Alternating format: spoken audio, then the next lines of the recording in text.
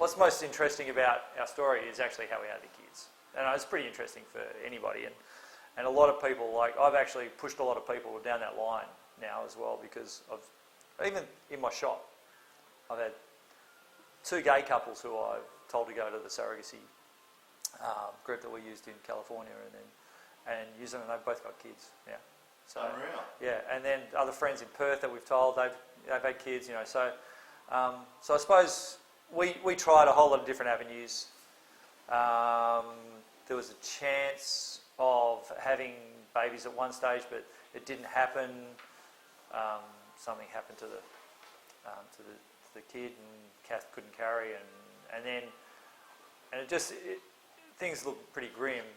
And we went down the adoption line, and so we went to the whole adoption thing out at fucking Parramatta, and it was like, I mean, it was mind-numbing. It was, you know, pop 10 grand in, there you go, there's 10 grand, here's money, hand over fist, like the whole way it's hand over fist, and pop the money in, and then we're in line. And it's like, okay, and this is the time around when China were doing their whole, and we thought we'll just get a Chinese girl, we'll, you know, have an adopted girl, it'll be cool, and, you know, we'll have somebody, you know, to care for and whatnot.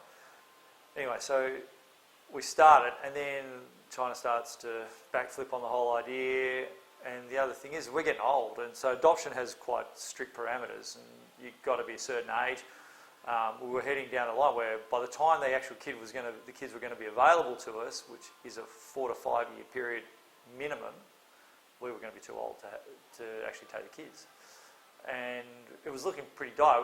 Originally, it was going to be like a 6 to 8 month wait, but then China started rethinking its one girl policy or one child policy, and things started happening, and they started realising they were creating a whole lot of issues by sending their Chinese girls overseas, and they were trying to deal with that whole issue, so that affected adoptions worldwide. And no longer was it 6 to 8 months, it was becoming 4 to 5 years minimum.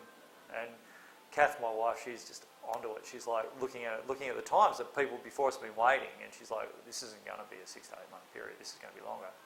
And we heard about a friend who was in Perth, one of Kath's friends, and they'd done surrogacy, and they'd done actually a traditional surrogate, and they'd given birth to a boy. They'd had a boy, and Kath said to me, we should do surrogacy. And when you do adoption, you cannot do anything to do with fertility. You can't do IVF, you can't do surrogacy, you can't do anything. You are not allowed to.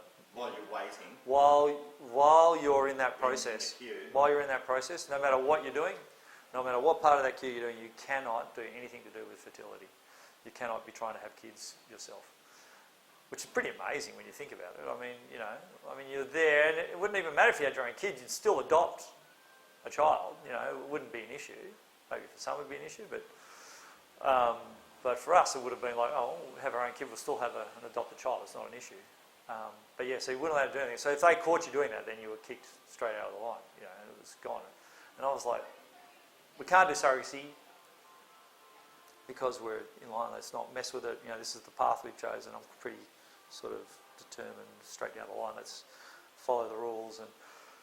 And Kath was like, well, how are they going to know? And I was like, I thought about it for a while. Actually, it's pretty true. How are they going to know? And she said, let's go and meet them in LA and see what we think. And we went there, and you know, I love Kelly. I love LA, and they were pretty, you know, they're pretty out there. And they're great people. You know, they're really friendly, and they're like, we can do it. You know, it's a process, but we can do it. And I know you will be having a child in 2 years at least. But I was like, oh yeah, sure, I've heard it all before. I've been going through it for like an eternity, and you know. But you know, they took us in, and I really liked them. They'd been around since 1975 or something. Met the founder and met everybody, and just got a good feeling. And they actually did. They do a whole lot of.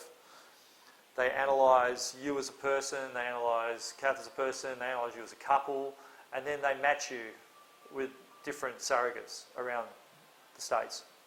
And they give you all the different options of going to different states, because surrogacy in the States is an issue as well. Whereas you can't, it's legal in some states and illegal in others. So you can't just go, you know, I'm going to have mine and surprisingly in New York you can't, it's illegal to do surrogacy. But California has the most liberal sort of idea to it, where it's just totally legal. You can do egg donor, you can do sperm donor, you can have children, sorry, you can do the whole thing, you know, you can just, they're years ahead. Yeah. They're just totally free-thinking, unbelievable Seppo dudes. They're amazing. So anyway, we met these people, and anyway, we wrote a piece, a piece on ourselves, piece as a couple, what we were looking for in a surrogate, and then they matched us. It wasn't long. I think it was about 2 months. They matched us with this surrogate case